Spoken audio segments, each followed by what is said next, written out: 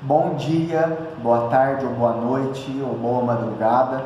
Não sei qual momento que você separou para poder estudar essa matéria, essa disciplina de políticas sociais e direito da criança e do adolescente, mas que bom que você ligou aí o celular ou o notebook agora para a gente poder ter esse momento de estudos. Essa é a nossa segunda e última aula. Se porventura alguém não assistiu a primeira aula, vou me apresentar novamente. Meu nome é Rafael Taveira, eu sou advogado, tenho 24 anos, sou mineiro e sou professor aqui, estou na qualidade de professor nessa disciplina de políticas sociais e direito da criança e do adolescente.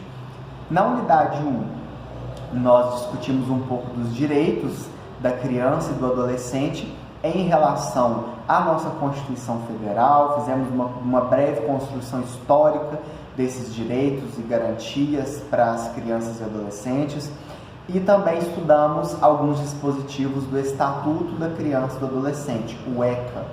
Na unidade 2, que é essa unidade que nós vamos começar e finalizar ela nessa aula ainda, nós vamos falar sobre políticas sociais e a função social do pedagogo.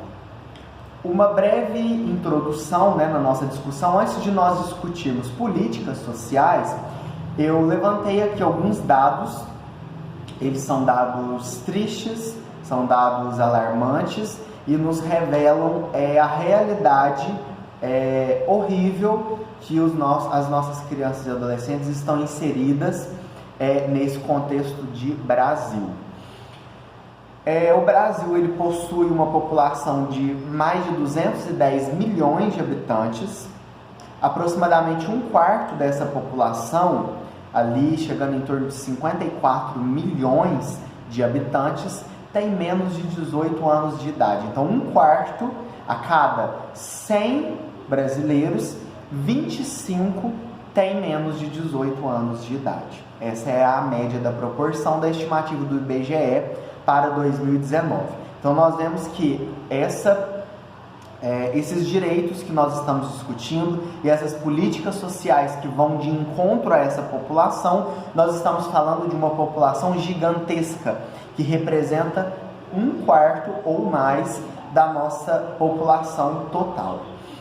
Mais da metade das nossas crianças e adolescentes brasileiros são afrodescendentes. Então a gente vai ver aqui políticas sociais direcionadas a esses indivíduos. E nós temos também uma população total de indígenas de aproximadamente 820 mil indígenas no país, dos quais um terço aproximadamente são crianças. Então, nós temos muitas crianças, muita criança, muito adolescente no nosso país. E, infelizmente, quase metade, 47,8% dessas pessoas de 0 a 14 anos de idade vivem em situação de pobreza e extrema pobreza. Aproximadamente 17% das adolescentes são mães antes dos 19 anos de idade. Então nós temos aí, muitas vezes, não é um planejamento familiar se engravidar antes dos 19. Isso revela também uma questão que nós temos social a respeito da gravidez precoce. É um problema social, a falta de planejamento familiar, que muitas vezes não acontece, na maioria das vezes. 70% das nossas crianças de 0 a 3 anos não tem vaga em creche. Na última aula, durante os estudos do Estatuto da Criança e do Adolescente, nós falamos um pouco a respeito da prioridade que as políticas sociais direcionadas para criança e adolescente, elas têm em relação ao orçamento público municipal. E a gente vê aí que 70% das crianças não tem vaga, tem direito, mas não tem vaga em creche disponível. Então é um grande problema isso aí, quando a gente analisa que hoje nós estamos inseridos num Brasil plural, com muitas mães solo que cuidam sozinhas das suas famílias. Como essas mães vão trabalhar sem que essas crianças estejam cuidadas e bem cuidadas numa creche? Então nós precisamos disponibilizar vagas em creches para essas crianças. Isso tem que fazer parte e isso é prioridade dentro do orçamento público municipal. 2,5 milhões de crianças e adolescentes de até 17 anos trabalham. E isso não estou falando de trabalho esporádico, trabalho para poder comprar uma bicicleta nova, um trabalho para poder comprar um videogame novo. Eu estou falando aqui de 2,5 milhões de crianças e adolescentes que trabalham para poder complementar a renda da família. Eles ajudam em casa. O valor que eles ganham vai totalmente para a subsistência familiar. Sem o trabalho deles, a família passa fome. Aproximadamente 12 mil crianças e adolescentes foram vítimas de homicídio em 2017. A cada hora que se passa, uma pessoa entre 10 e 19 anos, ou seja, uma criança ou um adolescente, na maioria das vezes, morre no Brasil. Isso são dados da Unicef para 2019. E essa vítima, ela tem cor, ela é preta, ela tem endereço, ela vive na periferia e ela tem sexo. Na maioria das vezes ela é um menino. Então a gente vê que a violência, os homicídios, eles estão indo direto em determinados indivíduos. E como estão as nossas políticas sociais? Como está a nossa função social enquanto profissionais, seja profissional, igual no meu caso, da advocacia, da justiça, ou então no caso de vocês, na qualidade de pedagogos, ou em qualquer outro setor que vocês estiverem inseridos, qual a nossa função social, o que nós temos feito para poder minimizar todos esses problemas sociais que o nosso país tem, né? Preconceito, racismo, questões de mortalidade infantil, desnutrição crônica, evasão escolar, obesidade infantil, trabalho infantil, abuso sexual.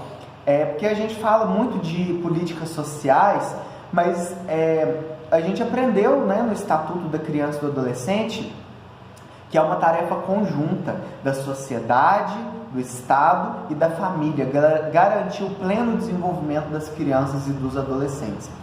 Falando um pouco sobre abuso sexual, infelizmente a cada hora 3 crianças ou adolescentes são abusados sexualmente no Brasil. É um índice vergonhoso.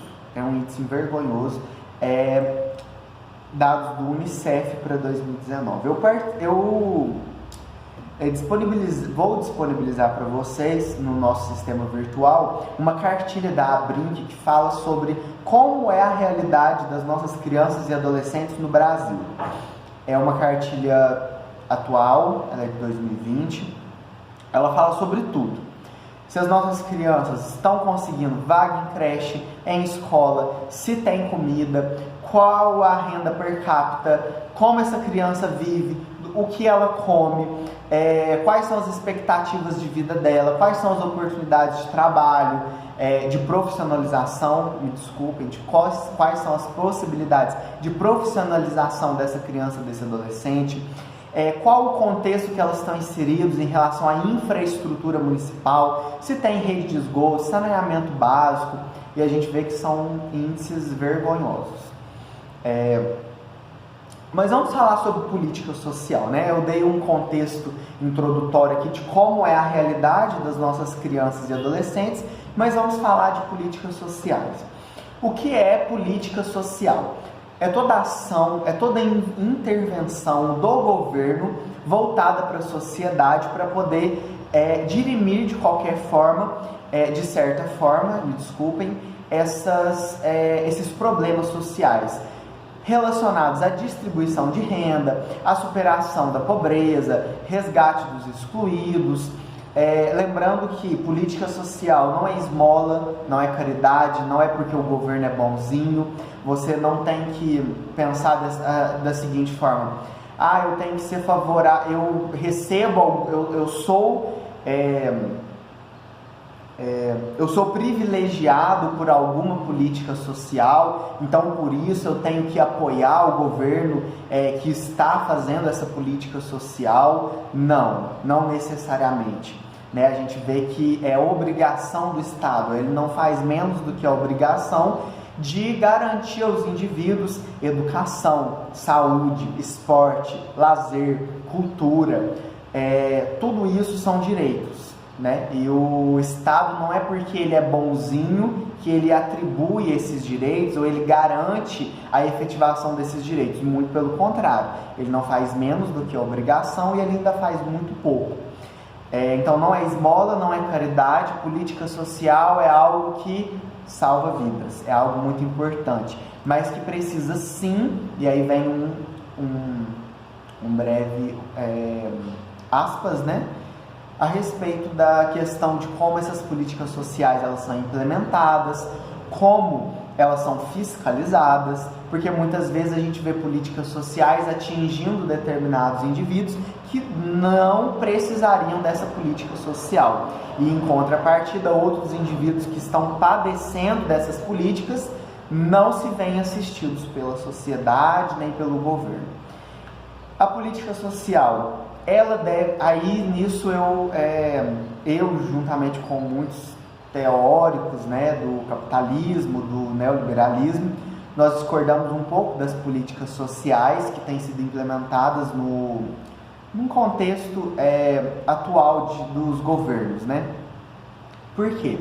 Quando a gente vai estudar sobre política social, muitos autores dizem que a política social ela deve ser direcionada à superação da desigualdade. Mas quando a gente vai ler sobre teóricos capitalistas, neoliberalistas, a gente vê que o problema não está na desigualdade. Nós temos desigualdade em todos os cenários, seja em governos capitalistas, sociais-democratas, capitalistas, comunistas, nós temos desigualdade. A desigualdade ela está aí, e não é porque ela existe que necessariamente ela é ruim. Muito pelo contrário, a política social ela não deve ser direcionada à superação da desigualdade, porque tem diversos. Se a gente pega os países europeus com um índice de desenvolvimento humano extremamente elevado, né, dá um banho de política social, política econômica, de administração pública em muitos países, inclusive o nosso Brasil, a gente vê que lá também existe desigualdade. Porque quando a gente fala que a política social ela visa acabar com a desigualdade, nós estamos falando em um socialismo. Mas a gente vê, a exemplo de diversas sociedades, né, como Cuba, Venezuela, entre outras, o socialismo ele visa aí a aniquilação da desigualdade, em que todos vão ter tudo de forma igualitária. Mas a gente vê que a igualdade está em quê? Na pobreza. Todos são iguais, mas são iguais pobres, né? E não é isso que nós queremos. Então, se nós estamos inseridos num contexto de uma sociedade capitalista, e o Brasil é capitalista sim, se a gente vê todo o contexto das leis, da administração pública, regime político, regime de federação, a divisão dos poderes, a nossa Constituição, nós somos capitalistas, nós somos neoliberais e, de certa forma, se algumas vezes a gente vai ali para o social-democrata, a gente tem que voltar novamente para esse neoliberalismo para a gente poder trazer políticas sociais que não são voltadas a diminuir a desigualdade, mas políticas sociais efetivas voltadas à pobreza. Essa é a política social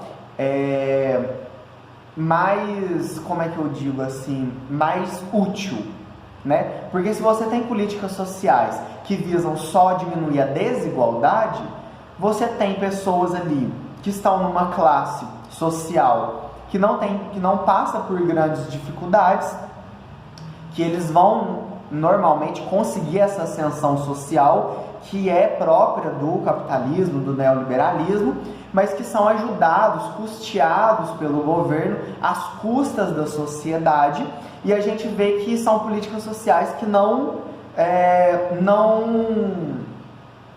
conseguem atingir o seu objetivo, porque a política social ela deve ser voltada para a pobreza.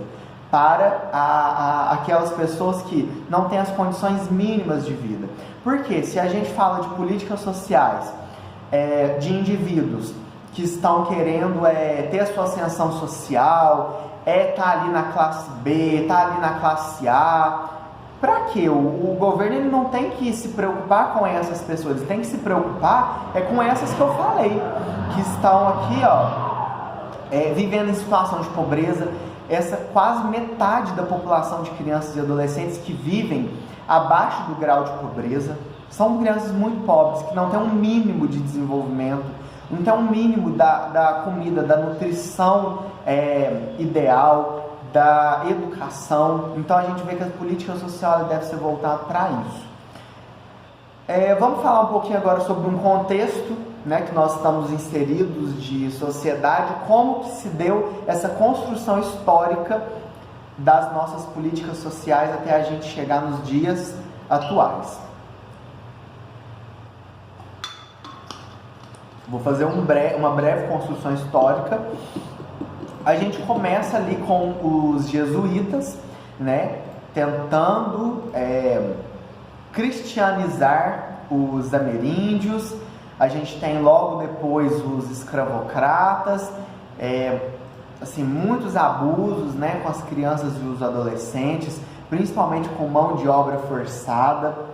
A gente tem a lei do ventre livre, que infelizmente foi uma lei que tentou, de certa forma, garantir e chegar perto da abolição da escravatura ou da garantia de certos direitos para os escravos, mas não atingiu esse fim, muito pelo contrário.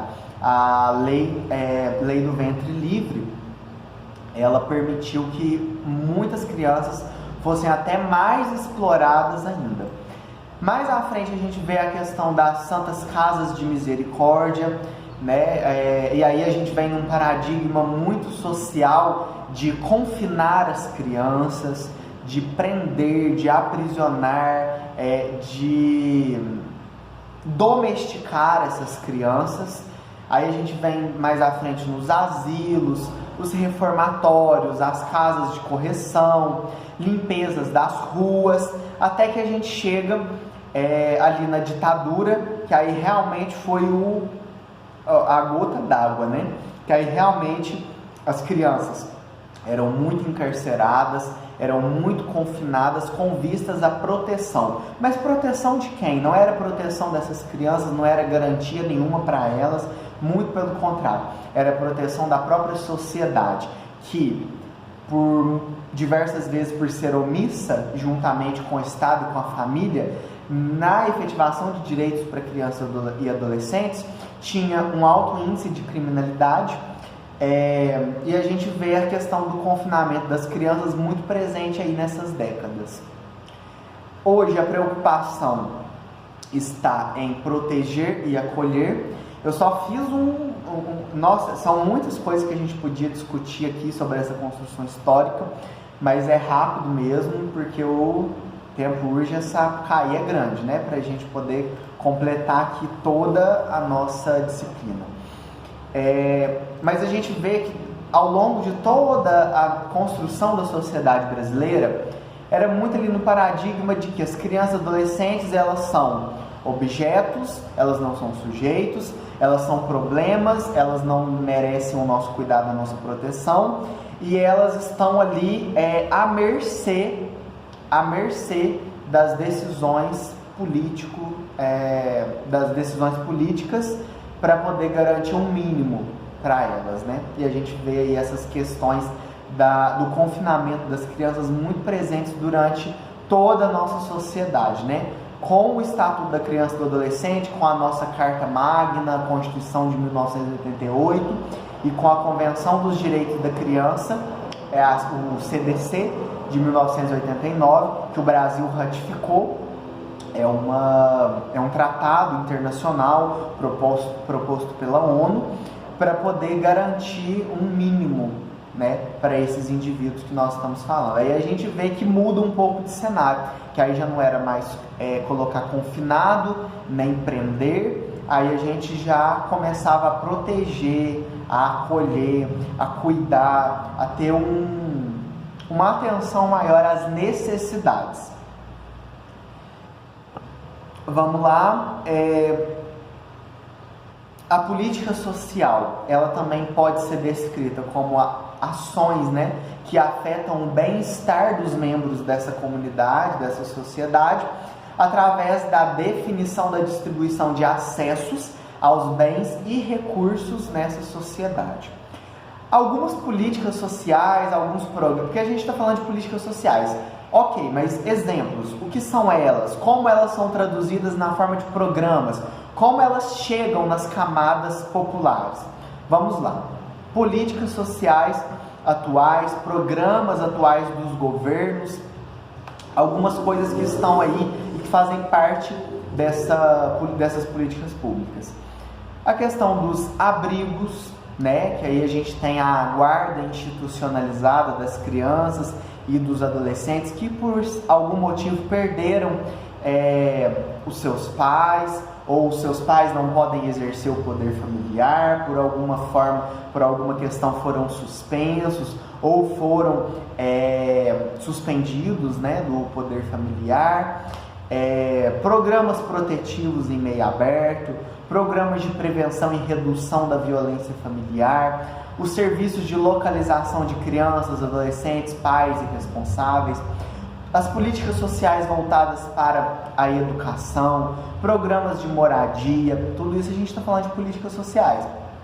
Saneamento básico, políticas voltadas para a questão focalizadas em idade, gênero, etnia, grupos identitários, programas de distribuição de renda, programa de assistência médica e odontológica, conselhos tutelares, os CRAs, né, que estão aí dando um show, ali juntamente com os conselhos tutelares, tem feito uma parceria que tem dado muito certo ali, os centros de referência em assistência social, que visam ali proteger e prevenir os problemas sociais, e a gente tem, né, depois que esses problemas já estão instaurados, os CREAs, que diferente dos CRAs, eles são centros de referência especializados em assistência social.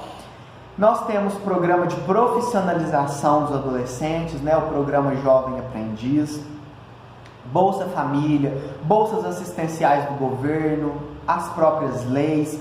Então são muitas políticas sociais que visam garantir essa igualdade de oportunidades.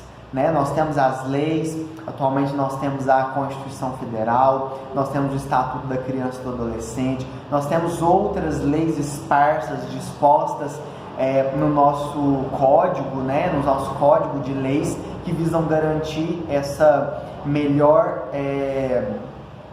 efetividade, né, dos direitos das crianças e dos adolescentes. A gente já está chegando no final dessa aula.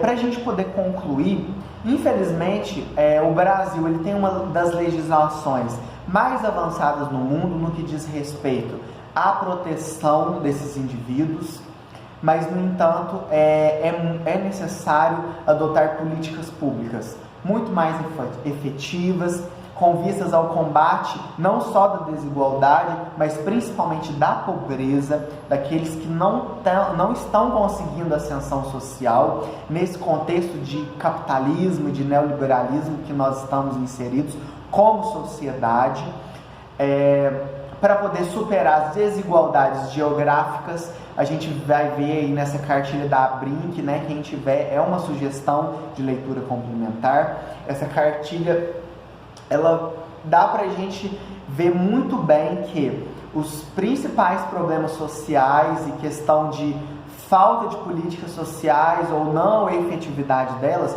está muito voltado ali para comunidades do norte, do nordeste e do centro-oeste. Infelizmente, né, a gente precisa superar essas desigualdades geográficas, sociais, étnicas que nós temos no país, para a gente poder celebrar esse país tão rico, tão diversificado, tão bonito, tão plural e com tanto potencial que nós temos, que é o nosso Brasil. Então, que nós possamos ter em nossa mente, como profissionais, que nós estamos inseridos numa sociedade, nós não podemos olhar simplesmente o nosso umbigo, a gente não pode ir para o nosso trabalho pensando em salvar só a nossa pele. Onde estão as nossas ações com os nossos irmãos? E nesse sentido vem muito os trabalhos finais, que eu vou estar começando a falar um pouquinho para vocês, para a gente terminar essa aula. Vou explicar como vai funcionar o trabalho final. Você terminou de assistir essa aula, assim que você tiver um tempinho, eu quero te convidar, eu quero te pedir, e isso eu falo não só como professor, mas como indivíduo, como brasileiro consciente do papel social que o pedagogo ele deve exercer dentro de sala de aula. Eu peço que vocês vejam, assistam, apreciem, analisem, se deixem levar por um filme que se chama Escritores da Liberdade. É um filme que eu assisti pela primeira vez quando eu era criança, e desde então, não foi só por esse filme, né, mas esse filme e uma outra série de fatores me fez ter uma vontade, me despertar o interesse de fazer algo relevante para a minha comunidade.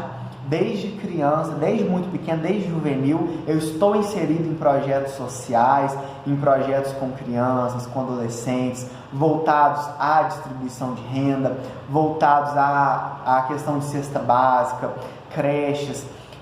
Quando eu ainda era adolescente, eu fui muito privilegiado por políticas sociais, principalmente pela questão da filantropia, que é um projeto de crianças e adolescentes que não têm condições financeiras, que era o meu caso, de estudar em escolas particulares mediante bolsa. Então eu fazia provas, eu era aprovado nessas provas, né? Fazia toda ali uma análise socioeconômica para ver se eu realmente tinha direito, e eu estudei em escola pública. Depois estudei escola pública enquanto criança. Logo depois, quando comecei a adolescência, eu consegui, através desses programas de filantropia, consegui uma vaga numa escola particular com bolsa. Me formei numa escola particular, tirei o segundo grau, né, terminei ali o terceiro ano. Logo em seguida já fui aprovado numa faculdade federal, que é a Universidade Federal de Lavras. Me formei em Direito nessa faculdade, é uma faculdade pública. Recebi benefícios assistenciais durante o tempo que eu estava lá.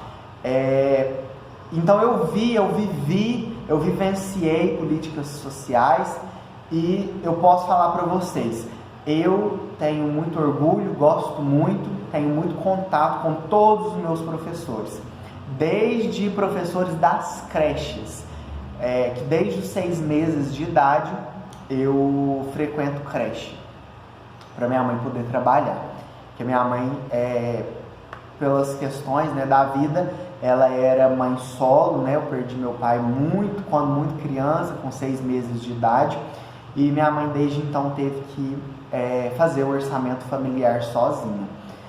Então eu vejo que esse filme Escritores da Liberdade, ele desperta o educador para o seu papel social, que é muito importante. E depois que vocês terminarem de ver esse filme, nós vamos fazer o nosso trabalho final. Qual é o trabalho final? Eu separei aqui 7 temas. Vocês vão discutir esses 7 temas em forma de um texto dissertativo, argumentativo. Vou passar certinho para vocês, mas que vai falar um pouco. A gente falou de políticas sociais, a gente falou de direito das crianças e dos adolescentes, a gente viu a questão do ECA, a gente já assistiu esse filme Escritores da Liberdade, quando a gente for fazer esse trabalho. Então a gente vai estar muito engajado nessa questão da função social do pedagogo. E nesse sentido, a minha proposta como último trabalho, para a gente poder concluir essa disciplina, é a gente discutir um pouco sobre 7 temas. Você, pode se sentir livre, completamente livre, para poder escolher qualquer um desses 7 temas e discorrer sobre esse tema. Primeiro tema, nós vamos falar sobre a questão do trabalho infanto-juvenil no Brasil. Segundo tema, prostituição de crianças e adolescentes no Brasil. Terceiro tema, desafios da educação de crianças e adolescentes deficientes. O vídeo está acabando, tá, gente? Quarto, violência contra crianças e adolescentes no Brasil contemporâneo. Quinto, a questão da adoção no Brasil. Sexto, infância, adolescência e dependência química. Sétimo, criminalidade infanto-juvenil.